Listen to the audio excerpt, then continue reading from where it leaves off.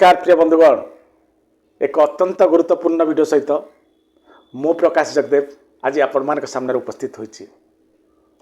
आज वीडियोटी बहुत गुरुत्व बहन करे निवेदन करी आपण माने समस्त को ये वीडियो सहित शेष पर्यंत रुहंतु। दमदार वीडियोटी आपण को जीवनर दशा और दिशा को बदलाई दबार गुरुत्व बहन करे। किसी मिराकुलस कथा नहीं मुझे आपण मान पाखक दर्शक बंधु आपण मैंने समस्ते आगु मोर अनेक भिडियो ये लॉ ऑफ अट्रैक्शन विषय निश्चित भाव में शुणी थे देखी किछि लोकंकर मनरे गोटे धारणा जे सबू मिछ कथा बोली आउ जने बंधु काली मेसेज करथिले जे आज्ञा आपण दी प्रकार कथा कहउचंती। गोटे प्रकार कहउचंती कोन जे भाग्य ठारू बड़ किछि नाही, आपनक प्रारब्ध ठारू बड़ किछि नाही। भाग्य रे जहा थिबो मिलिबार निश्चित भाव रे मिलिबो। जदि भाग्य रे आपनकर मिलिबार न थाए जते परिश्रम कला परे मध्य आपनक हाथ सेमती खाली रहिबो। एणे से आपण कहउचंती जे लॉ ऑफ अट्रैक्शन को आपण आपणांतु। लॉ ऑफ अट्रैक्शन प्रतिटी कथा को आपण लिभे कि देखांतु करिकि देखंतु आपण को जीवन में वैप्लविक परिवर्तन आसीबो। आपण जहा चाहिबे ताहा पाइबे। तापर से बाबूजन लिखिले सर मोर प्रश्न जनक भाग्य जदि किछि पाइबार नाही ये लॉ ऑफ अट्रैक्शन कौन ताकू से जिनस दे पार। बढ़िया क्वेश्चन टा क्या ये क्वेश्चन पर निश्चित भाव में आलोकपात आवश्यकता अच्छी। ये सर नो आमे भाग्य तो सब किछि करे जदि भाग्य द्वारा सब किछि हुए ताहले लॉ ऑफ अट्रैक्शन कौन करिवो आमे कहीं साइड को जीवा। ये टॉपिक पर आमे आलोकपात करवा। प्रथमे जो माने कहउचंती लॉ ऑफ अट्रैक्शन ठीक नुह भूल अटे से को मोर निवेदन मो तरफ जे कौन से नियम कौन से हालत रे भूल ही न पारे।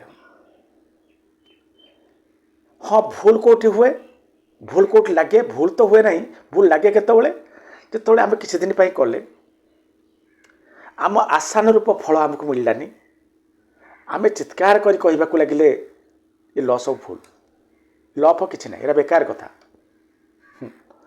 ये दुनिया रे एमिति किछि लोक अछंती जो माने भगवान के अस्तित्व को लेकिन प्रश्न करुछंती। दर्शक बंधु विश्वास मिलय हरि तर्के बहुत दूर। जदि आपण विश्वास करिवे जदि भरोसा करिवे ताहले सब किछि संभव। जदि भरोसा विश्वास नहीं मु चिल्ले चिल्ले मो तंटी पड़ी गले मध्य किछि लाभ नहीं केही एतिर बेनिफिट पाइबार नहीं। आमर सफ्टवेयर आम तैयारी हो जाइए दुख परिताप सहित कहवाक पड़ुची जे आम प्रत्येक जिनस नेगेटिव अर्थ बाहर करुचे।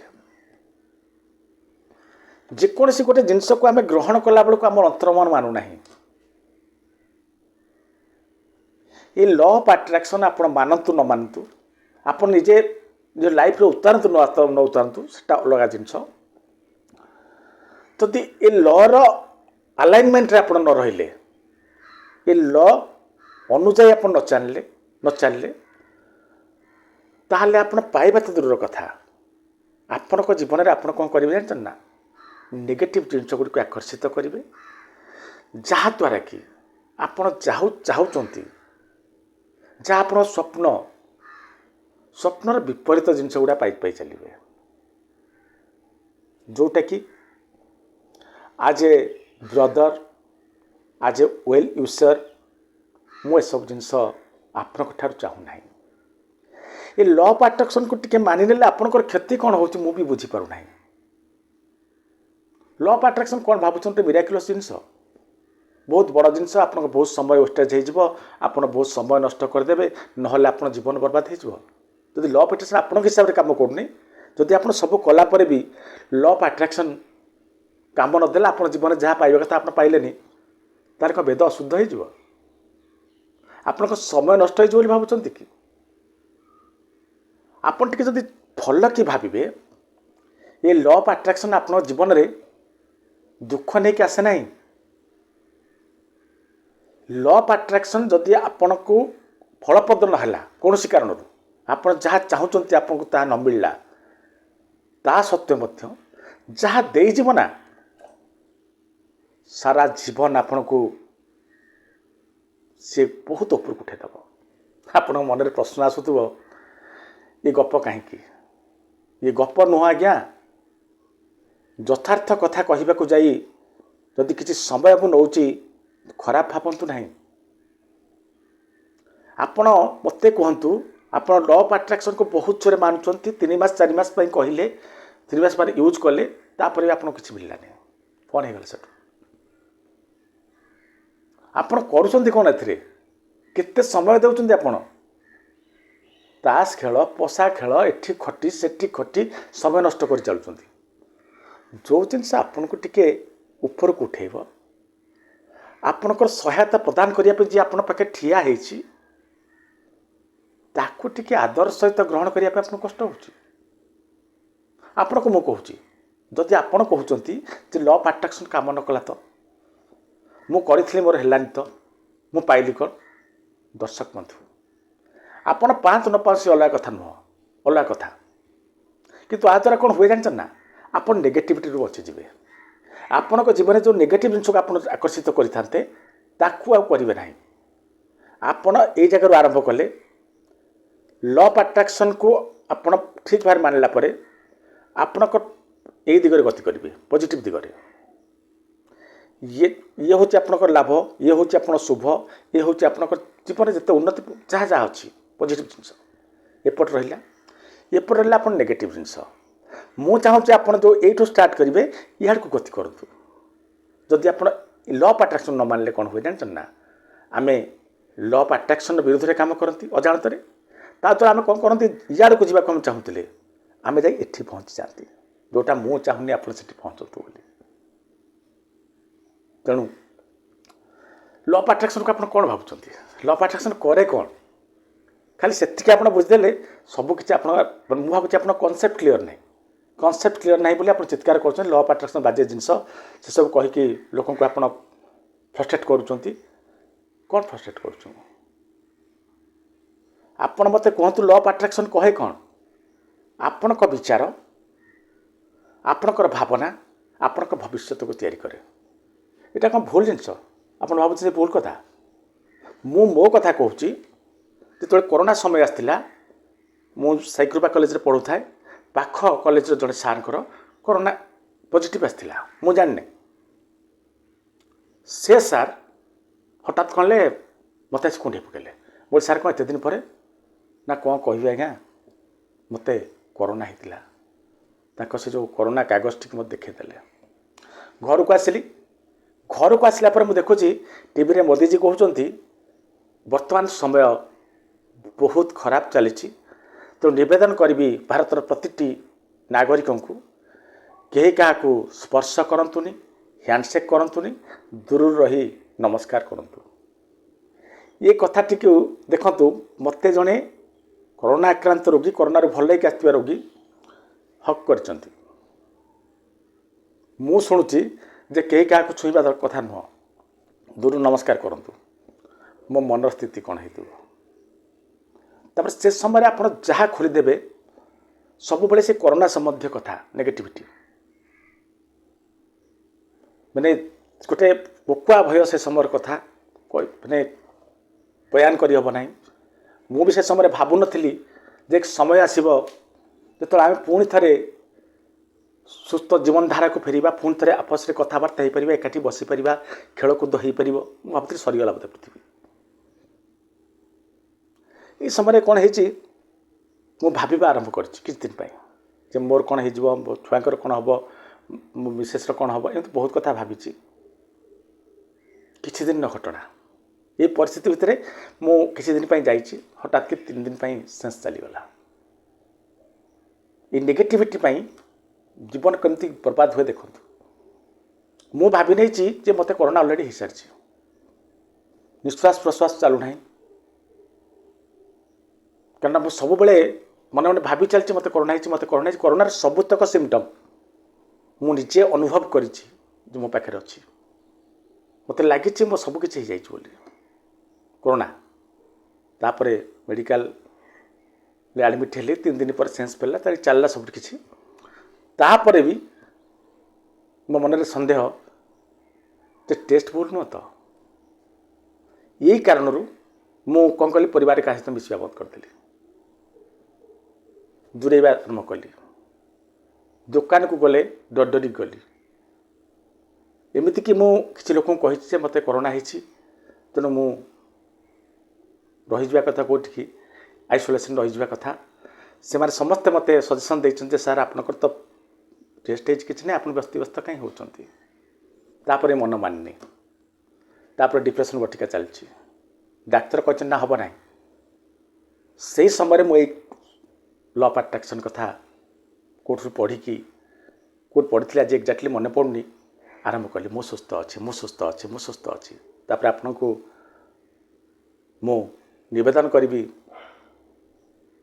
ଆପଣଙ୍କୁ କହିବାକୁ ଚାହିଁବି ଯେ ତାପରେ ଯେତେବେଳେ ମୁଁ ସୁସ୍ଥ ଅଛି ମାତ୍ର 8-10 ଦିନ କରିଛି, ତାପରେ ମନକୁ ଏକ ଭାବ ଆସିଲା, ଏ ଡିପ୍ରେସନ୍ ପାଇଁ ଯେଉଁ ବଟିକା ଦିଆଯାଉଛି, ମୁଁ ତ ଡିପ୍ରେସ୍ଡ ନୁହଁ, ମୁଁ ସୁସ୍ଥ ଅଛି ବାରମ୍ବାର କହୁଛି, ତାପରେ ଡିପ୍ରେସନ୍ ବଟିକା କାହିଁକି?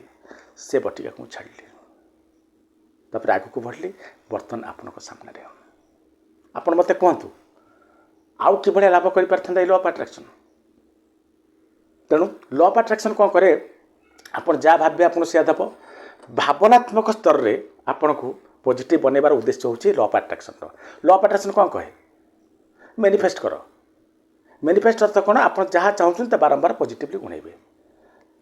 ପ୍ରେଜେଣ୍ଟ ଟେନ୍ସ, ମୁଁ ସୁସ୍ଥ ଅଛି, ବା ମୁଁ ଧନବାନ ଅଟେ, ଥ୍ୟାଙ୍କ ୟୁ ୟୁନିଭର୍ସ, ମୁଁ ଧନବାନ ଅଟେ। ଏତିକି କହିବାର ଅସୁବିଧା କ'ଣ ଅଛି? ଆପଣ କହିକି ଦେଖନ୍ତୁ। ତାପରେ ସେକେଣ୍ଡ ଟାଇମ୍ ହେଲା କ'ଣ? ଭିଜୁଆଲାଇଜେସନ୍। ଆପଣ ବସିଲେ, ଭିଜୁଆଲାଇଜ୍ କଲେ ଯେ ହଁ ମୋ ପାଖରେ ଏତିକି ପଇସା ହେଇଯାଇଛି, ମୁଁ ଏମିତି ପଇସା ଦେଉଛି, ଯାହାକୁ ପାରୁଛି ଟିକେ ଦାନ କରୁଛି, ବ୍ୟାଙ୍କ ଆକାଉଣ୍ଟରୁ ଏତେ ପଇସା ଆସୁଛି, ଏତିକି ପଇସା ଯାଉଛି। ଏଥିରେ ସମୟ କ'ଣ ଯାଉଛି ଆପଣଙ୍କର? ତାପରେ ହେଉଛି ଧନ୍ୟବାଦ। ଧନ୍ୟବାଦ ଦେବାର ଅସୁବିଧା କ'ଣ ଅଛି? ଆପଣ ଗୋଟେ ସୁସ୍ଥ ଜୀବନ ପାଇଛନ୍ତି, ରାତିରେ ଶୋଉଛନ୍ତି, ସକାଳୁ ଉଠୁଛନ୍ତି, ଧନ୍ୟବାଦ ଦେଇପାରିବେନି ଯେ ଏତେ ବଡ଼ ରାତି ଗଲା, ତାପରେ ବି ଧନ୍ୟବାଦ ଭଗବାନ, ମୁଁ ଆଜି ସକାଳୁ ଉଠି ଆପଣଙ୍କ ନାମ ଡାକି ପାରୁଛି। ଇଏ କ'ଣ ଗୋଟେ କମ୍ କଥା? କେତେ ଲୋକ ରାତିରେ ଶୋଉଛନ୍ତି ଆଉ ଉଠି ପାରୁନାହାନ୍ତି। ଆପଣ ସେଟା ପାଇଛନ୍ତି ଯେତେବେଳେ, ଭଗବାନଟେ ଧନ୍ୟବାଦ ଦେବାରେ, ୟୁନିଭର୍ସରେ ଧନ୍ୟବାଦ ଦେବାର ଅସୁବିଧା କ'ଣ ଅଛି? ତେଣୁ ଧନ୍ୟବାଦ ଦେଲେ କ'ଣ ହୁଏ, ଆପଣ ନିଜ ଭିତରେ ଖୋଜି ଚାଲେ ମୋ ପାଖରେ ପଜିଟିଭିଟି କ'ଣ। ଏ ଖୋଜୁ ଖୋଜୁ ଆପଣ ଆପଣଙ୍କର ସାମର୍ଥ୍ୟ ଉପରେ ଜାଣନ୍ତି। କାରଣ ନଜର ଆମର ସବୁବେଳେ ଯାଏ କୁଆଡ଼େ କଲେ ନେଗେଟିଭ୍ ଉପରକୁ। ତେଣୁ ଯେତେବେଳେ ଆପଣ ଧନ୍ୟବାଦ ଦେବାକୁ ଚେଷ୍ଟା କରିବେ, ମୋ ଜୀବନରେ କ'ଣ ଭଲ ଅଛି ଖୋଜିଲେ, ଏ ଖୋଜୁ ଖୋଜୁ କ'ଣ ହୁଏ, ଆପଣଙ୍କ ପ୍ରକୃତ ପାୱାର ପାଖରେ, ଆପଣ ପ୍ରକୃତ ସାମର୍ଥ୍ୟ ବିଷୟରେ ଆପଣ ଜାଣିପାରନ୍ତି। କାରଣ ଆମେ ସିଆଡ଼ୁ କେବେ ନଜର ଦିଅନ୍ତିନି, କ'ଣ ଆମର ନାହିଁ ଆମେ ସିଆଡ଼ୁ ନଜର ଯାଏ, କାରଣ ଆମକୁ ସଫ୍ଟୱେର୍ ଆମର ଏମିତି ତିଆରି ହେଇଯାଇଛି। ତେଣୁ ଲ ଅଫ୍ ଆଟ୍ରାକ୍ସନ୍ ନିଶ୍ଚିତ ଭାବରେ ଠିକ୍ ଜିନିଷ। କିଏ ସଫଳ ହେଉଛି କିଏ ବିଫଳ ହେଉଛି, ମୁଁ ସିଆଡ଼କୁ ଯାଉନାହିଁ। ସଫଳତା ମିଳିବାର ସମ୍ଭାବନା 100%, କିନ୍ତୁ ଆମେ କେତେ ଦୂର ତାକୁ ସେ ଲାଇନ୍ରେ ଚାଲୁଛେ ସେଇଟା ହେଉଛି ବଡ଼ କଥା। ଆମେ ପ୍ରତ୍ୟେକ ଆମର ଗୋଟେ କ'ଣ ଜାଣିଛନ୍ତି ନା ଅସୁବିଧା, ଯେତେବେଳେ ଆମେ କୌଣସି କାମ କରିବା, ଏ ଅନ୍ତର୍ମନରୁ ଆମ ସବକନସିୟସ୍ ମାଇଣ୍ଡ ଯେଉଁ ଆବାଜ ଆସିବ, ହେବନି। ଆପଣ ଏ ଲ ଅଫ୍ ଆଟ୍ରାକ୍ସନ୍କୁ ମାନିବା ପୂର୍ବରୁ ହଠାତ୍ ମାଇଣ୍ଡରେ ଚିତ୍କାର ନ ହେଲା ତ, ଆରେ ଯଦି ସମସ୍ତେ କରୁଥାନ୍ତେ ତାହେଲେ ଆଜି ଲୋକମାନେ କାହିଁ ବେକାର ବୁଲୁଛନ୍ତି, ତାହେଲେ ତ ସମସ୍ତେ କୋଟିପତି ହେଇଯାଆନ୍ତେ। ଏମିତି ବହୁତ କଥା ମାଇଣ୍ଡକୁ ଆସି ଆପଣ ନେଗେଟିଭ୍ କରାଇବ। ତାପରେ ଏଇ ଯେଉଁ କିଛି ଭାଇମାନେ ଅଛନ୍ତି, ଆପଣ ସାଙ୍ଗସାଥିରେ ଆପଣ କାହାକୁ କହିବେ ମୁଁ ଲ ଅଫ୍ ଆଟ୍ରାକ୍ସନ୍ ମାନୁଛି, ଧଡ଼କି କହିବେ ତୁ ଆରେ ପାଗଳଟା କିରେ, ସେଟା କାହିଁ କରୁଛୁ, କ'ଣ ମିଳିବ? ଏ ଯେଉଁ ଶସ୍ତା କଥା ଶୁଣିବେ। ମୋ କହିବା ଆପଣ ଏଥିରେ କେତେ ଲାଭ ପାଇବେ ସେଟା ବଡ଼ କଥା ନୁହଁ, ଆଟଲିଷ୍ଟ ଆପଣ କିଛି କ୍ଷତି ହେବନି। ଆପଣଙ୍କ ମନ ପଜିଟିଭ୍ ରହିବ, ଆପଣ ସବୁବେଳେ ପଜିଟିଭ୍ କଥା ଚିନ୍ତା କରିବେ। ନେଗେଟିଭିଟି ଯାହା ଆସିଲା, ଯେଉଁଥିପାଇଁ ମଣିଷ ବର୍ବାଦ ହୁଏ, ଲ ଅଫ୍ ଆଟ୍ରାକ୍ସନ୍ ନେଗେଟିଭ୍ ଆଡ଼େ ବେଶୀ କାମ କରେ। କାହିଁ କହିଲେ, ଆମ ସଫ୍ଟୱେର୍ ସେୟା। କୌଣସି ଏକ ଆପଣ ନେଗେଟିଭ୍ କଥା କହି ଦେଖନ୍ତୁ, ଆପଣଙ୍କ ଅନ୍ତର୍ମନଟା ସାଙ୍ଗେ ସାଙ୍ଗେ କହିବ ହଁ ଏଇଟା ଠିକ୍। ଆପଣ କହନ୍ତୁ ମୁଁ ପରୀକ୍ଷା ଦେବାକୁ ଯାଉଛନ୍ତି, କନସିୟସ୍ ମାଇଣ୍ଡ ଆପଣଙ୍କର କହିବ ଯେ ହଁ ପରୀକ୍ଷା ଦେଲେ ପାସ୍ କରିପାରିବୁ, ଇଏ କରିପାରିବୁ। ଅନ୍ତର୍ମନ ଆପଣଙ୍କ କହିବ ଜାଣିଛ ନା, ହେ ହେବନି, ତୁ ପାସ୍ କରିପାରିବୁ। ପରିଶ୍ରମ କାହିଁ ଯଦି ଫେଲ୍ ହେଇଗଲୁ ତ ମାନେ ଏମିତି ନେଗେଟିଭ୍ ଭିତରେ କହିବା ଆପଣ ତାଙ୍କୁ ସତ ବୋଲି ଭାବି ନେବେ। ପଜିଟିଭ୍ ଜିନିଷକୁ ଆମେ ଟିକେ କମ୍ ସତ ବୋଲି ଭାବନ୍ତି, ନେଗେଟିଭ୍ ଜିନିଷକୁ ଆମେ ପୁରା ଜାବୁଡ଼ିକି ଧରନ୍ତି ହଁ ଠିକ୍ ଏଟା। ତେଣୁ ଏଇ ନେଗେଟିଭିଟିକୁ ଦୂରେଇବା ହେଉଛି ଏଇ ଲ ଅଫ୍ ଆଟ୍ରାକ୍ସନ୍ର କାମ। ଆଉ ରହିଲା ସେ ଭାଇଙ୍କର ପ୍ରଶ୍ନ, ସେ ଭାଇ ଯେଉଁ ପ୍ରଶ୍ନ କରିଛନ୍ତି ଜଣକ ଭାଗ୍ୟରେ ନାହିଁ, ଏଇ ଲ ଅଫ୍ ଆଟ୍ରାକ୍ସନ୍ କ'ଣ କରିବ ତା'ର? ଲ ଅଫ୍ ଆଟ୍ରାକ୍ସନ୍ ଦେଇଦେବ? ସେ କଥା ବିଷୟରେ ମୁଁ ଆପଣଙ୍କୁ କହୁଛି ଶୁଣନ୍ତୁ। ଭାଗ୍ୟ ହେଉଛି ବଡ଼ ଜିନିଷ। ଆପଣଙ୍କ ପ୍ରାରବ୍ଧରେ ଯାହା ଅଛି, ଆପଣ ଯେଉଁ କର୍ମ କରିଛନ୍ତି ଅତୀତରେ ତାହା ବର୍ତ୍ତମାନ ପ୍ରାରବ୍ଧ ବନିଛି। এই ପ୍ରାରବ୍ଧ ହିଁ ଆପଣ ଭାଗ୍ୟ ନିର୍ଦ୍ଧାରିତ କରେ। ଆପଣଙ୍କ ଭାଗ୍ୟରେ ଯାହା ଲେଖା ହେଇଛି ନା, ଆପଣ ସେଇ ବାଟ ଦେଇ ଯିବେ ଏବଂ ଭାଗ୍ୟକୁ ଯାହା ମଞ୍ଜୁର ଆପଣ ସେଇ ଜାଗାରେ ପହଞ୍ଚିବେ। ଆକୁ ମୁଁ କାଟିପାରିବିନି, କେହି କାଟିପାରିବେନି। କେହି କିଏ କହନ୍ତି ଭାଗ୍ୟକୁ ବଦଳାଇ ଦିଆଯାଇପାରେ। ଆରେ ବାବୁ, ତମ ଭାଗ୍ୟ କ'ଣ ଥିଲା ଜାଣିଛ? ତମେ କିଏ ବଦଳାଇବାକୁ ଭାଗ୍ୟକୁ? ଭାଗ୍ୟରେ କ'ଣ ଲେଖା ଜଣା ନାହିଁ। ତେଣୁ ଆମେ ଯେତେବେଳେ ଗୋଟେ ଭଲ ଜିନିଷ ପାଇଯାଆନ୍ତି ଆମେ ଭାବନ୍ତି ଆମେ ଭାଗ୍ୟ ବଦଳାଇ ଦେଲେ। ତୁମ ଭାଗ୍ୟରେ ବା ଥିଲା ସେଇ ଜିନିଷ ପାଇବାର। ତୁମ ମାଇଣ୍ଡରେ ଆସିଲା ନାହିଁ ମୁଁ ଭାଗ୍ୟକୁ ବଦଳାଇ ବର୍ତ୍ତମାନ ମୋତେ ଏଇଆ କରି ମୋତେ ସେଠି ପହଞ୍ଚିବାର ଅଛି। ଭାଗ୍ୟକୁ ଯାହା ମଞ୍ଜୁର ଥିଲା ବୋଲି ତୁମ ମାଇଣ୍ଡ ଚେଞ୍ଜ ହେଲା ଯେ ମୁଁ ଏଇଆ କରିବି, ମୋ ସ୍ଥିତିକୁ ପରିବର୍ତ୍ତିତ କରିବି। ତୁମ ସ୍ଥିତିକୁ ପରିବର୍ତ୍ତନ କଲ। ଭାଗ୍ୟକୁ ମଞ୍ଜୁର ଥିଲା ତୁମ ସିଚୁଏସନ୍ ପରିବର୍ତ୍ତନ ହେବ ବୋଲି। ତୁମେ କ'ଣ ତାକୁ ଭାଗ୍ୟକୁ ଚେଞ୍ଜ କରିଦେଲ? ବେଳେବେଳେ ଆମେ ଏଇଠି ଭୁଲ କରନ୍ତି। ଧରନ୍ତୁ ଗୋଟେ ପିଲା ପାଖରେ ପଇସା ନାହିଁ, ସିଏ ଚାହୁଁଛି ଯେ ମୁଁ ପଇସା ଇନକମ୍ କରି ମୋ ଭାଗ୍ୟ ଦାରିଦ୍ରତା ଅଛି, ଦାରିଦ୍ରତା ମୋ ଭାଗ୍ୟରୁ ହଟେଇଦେବି। ଆରେ ବାବୁ, ତୁମର ସିନା ବର୍ତ୍ତମାନ ଦାରିଦ୍ର ଥିଲା, ଆଉ 3 ମାସ ପରେ କ'ଣ ଦାରିଦ୍ର ଥିଲା ବୋଲି ତୁମେ ଜାଣିଛ? ପ୍ରାରବ୍ଧ କ'ଣ ସାରା ଜୀବନ ଚାଲିଥିବ କି? ତା'ର ଗୋଟେ ସମୟ ସୀମା ଅଛି। ଆପଣଙ୍କର ସମୟ ଆସିଲା, ଆପଣଙ୍କ ମାଇଣ୍ଡରେ ପଶିଲା ଯେ ମୁଁ ଏଇ ଭାଗ୍ୟକୁ ବା ପ୍ରାରବ୍ଧକୁ ଯେଉଁ ଅଭାବୀ ଅଛି ମୁଁ ତାକୁ ଦୂର କରିବି। ସେ ଅନୁସାରେ କର୍ମ କଲ ଏବଂ ତୁମେ ସଫଳ ହେଲ। ସଫଳ ହେଲ କହିଲେ କ'ଣ? ମୁଁ ଭାଗ୍ୟକୁ ପରିବର୍ତ୍ତନ। ଭାଗ୍ୟକୁ କେହି ପରିବର୍ତ୍ତନ କରିପାରିବେ ନାହିଁ। ପରିବର୍ତ୍ତନ ଆପଣ ଯାହା ଏଇଟା କରୁଛନ୍ତି ଭାଗ୍ୟକୁ ସେଇଟା ମଞ୍ଜୁର ଥିଲା। ଏଇ ଜିନିଷ ମାନିନେଲେ ଆପଣ ଶାନ୍ତିରେ ରହିବେ। ଏହାପରେ ଦ୍ୱିତୀୟ କଥାଟି ହେଲା ଏ law of attraction. Law of attraction ଭାଗ୍ୟରେ ନାହିଁ ଆପଣଙ୍କର। ସପୋଜ୍ ମାନି ନିଅନ୍ତୁ ଆପଣ ଭାଗ୍ୟରେ ନାହିଁ। ଲ ଅଫ୍ ଆଟ୍ରାକ୍ସନ୍ କହିଲେ କ'ଣ ହେବ? ଆପଣ ଲେଖି ରଖନ୍ତୁ ଆପଣଙ୍କ ଭାଗ୍ୟରେ ନାହିଁ, ତ ଆପଣ କୌଣସି ହାଲତରେ ବି ଏ ଲ ଅଫ୍ ଆଟ୍ରାକ୍ସନ୍କୁ ମାରିବେ ନାହିଁ। ଚିତ୍କାର କରିବେ ଲ ଅଫ୍ ଆଟ୍ରାକ୍ସନ୍ ଭୁଲ ବୋଲି। ଯଦି ବାଇଚାନ୍ସ ବି ଆପଣ ଲ ଅଫ୍ ଆଟ୍ରାକ୍ସନ୍ ଠିକ୍ ବୋଲି ଆପଣ ମନକୁ ଆସିଲା, 5-6 ଦିନ କରିଥିବେ କି ନାହିଁ, ତାପରେ ଆପଣ ତାକୁ ଫୋପାଡ଼ି ଦେବେ। କହିବେ ଏରା ବାଜେ ଜିନିଷ, ଏରା କରୁଥିଲେ ଲୋକ ସମସ୍ତେ କୋଟିପତି ହୁଅନ୍ତେ। ଆପଣ ମାଇଣ୍ଡ ବୁଲିଯିବ। ଆପଣ କିଏ ବୁଲେଇବାକୁ? ଆପଣ ଭାଗ୍ୟ ନାହିଁ ମାନେ ଆପଣ ଲ ଅଫ୍ ଆଟ୍ରାକ୍ସନ୍କୁ ଗ୍ରହଣ କରିପାରିବେନି। ତା'ର ଯେଉଁ ନିୟମ ବିଷୟରେ କୁହା ତାକୁ ଆପଣ ଆଦରି ପାରିବେନି, କରିପାରିବେନି। ଆପଣଙ୍କ ମାଇଣ୍ଡ ଯେମିତି ନେଗେଟିଭ୍ ଥିଲା ସେମିତି ନେଗେଟିଭ୍ ରହିବ। ଯଦି ଆପଣଙ୍କ ପ୍ରାରବ୍ଧ ଠିକ୍ ଥାଏ, ଆପଣଙ୍କ ଭାଗ୍ୟ ପରିବର୍ତ୍ତିତ ହେବାର ଥାଏ, ତାହେଲେ ଆପଣଙ୍କ ମୁଣ୍ଡକୁ ବୁଦ୍ଧି ଆସିବ, ଆପଣଙ୍କ ଭାଗ୍ୟ ଆପଣଙ୍କୁ ଟାଣି ନେବ, ମୁଣ୍ଡକୁ ଘୁରେଇବ ଯେ ନାଇଁ ଲ ଅଫ୍ ଆଟ୍ରାକ୍ସନ୍ ତୁ ମାନ, ତାକୁ ଠିକ୍ ଭାବରେ କର, ତୋର ସବୁ ସମସ୍ୟାର ସମାଧାନ ହେବ। ଭାଗ୍ୟକୁ ଯଦି ମଞ୍ଜୁର ଥିବ, ଭାଗ୍ୟକୁ ଯଦି ମଞ୍ଜୁର ଥିବ, ଭାଗ୍ୟ ଆପଣଙ୍କୁ ଆଣି ଏ ଲ ଅଫ୍ ଆଟ୍ରାକ୍ସନ୍ ପାଖରେ ପହଞ୍ଚାଇବ। ଲ ଅଫ୍ ଆଟ୍ରାକ୍ସନ୍ ଏକ ମାଧ୍ୟମ ବନିବ ଆପଣଙ୍କ ସଫଳତାର। ତେଣୁ ଭାଗ୍ୟର ଏକ ବଡ଼ ଜିନିଷ, ଭାଗ୍ୟକୁ ମାନନ୍ତୁ। ଭାଗ୍ୟରେ ଥିଲେ ଆପଣ ଲ ଅଫ୍ ଆଟ୍ରାକ୍ସନ୍କୁ ବିଶ୍ୱାସ କରିବେ। ଅନେକ ଲୋକ ବିଶ୍ୱାସ କରୁଛନ୍ତି, ଆପଣ କେତେବେଳେ ବିଶ୍ୱାସ କରିବେ? ଯଦି ଆପଣଙ୍କ ଭାଗ୍ୟରେ ଥାଏ। କରିବେ କେତେବେଳେ? ଅନେକ ଲୋକ ବିଶ୍ୱାସ କରନ୍ତିନି। ଆପଣ କରିବେ କେତେବେଳେ? ଯଦି ଆଉ ଟିକେ ଭାଗ୍ୟବାନ ହେଇଥିବେ, ଯଦି ପ୍ରକୃତରେ ଆପଣ ଭାଗ୍ୟ ଚେଞ୍ଜ ହେବାର ଥାଏ। ଆଉ ଯଦି ଭାଗ୍ୟକୁ ମଞ୍ଜୁର ଥାଏ ଆପଣଙ୍କୁ ପଜିଟିଭ୍ ଆଡ଼କୁ ନେବା ପାଇଁ, ତାହେଲେ ଆପଣ ଏଇ ଲ ଅଫ୍ ଆଟ୍ରାକ୍ସନ୍ ନିଜକୁ ଯୋଡ଼ିବେ। ତେଣୁ ସବୁକିଛି ଆପଣଙ୍କ ହାତରେ। ଭାଗ୍ୟକୁ ମଞ୍ଜୁର ଥିଲେ ଆପଣ ସ୍ୱତଃପ୍ରବୃତ୍ତ ଭାବେ ଏ ଲ ଅଫ୍ ଆଟ୍ରାକ୍ସନ୍ ସହିତ ଯୋଡ଼ି ହେବେ। ଯଦି ଭାଗ୍ୟରେ ନାହିଁ, ଲ ଅଫ୍ ଆଟ୍ରାକ୍ସନ୍ ସହିତ ଯୋଡ଼ି ହେଲେ ହୁଏତ ଆପଣ କଳ୍ପନା କରୁଥିବା ଜିନିଷଟି ଆପଣଙ୍କ ହାତକୁ ନ ଆସିପାରେ। ଆଟଲିଷ୍ଟ ଆପଣ ଶାନ୍ତିରେ ବଞ୍ଚିବେ, ପଜିଟିଭ୍ ହେଇ ବଞ୍ଚିବେ। କର୍ମ କରନ୍ତୁ, ଫଳର ଆଶା ସେଇ ଈଶ୍ୱରଙ୍କ ଉପରେ, ସେଇ ଭାଗ୍ୟ ଉପରେ ଛାଡ଼ନ୍ତୁ, ଆଗକୁ ବଢ଼ନ୍ତୁ। ରହୁଛି, ନମସ୍କାର।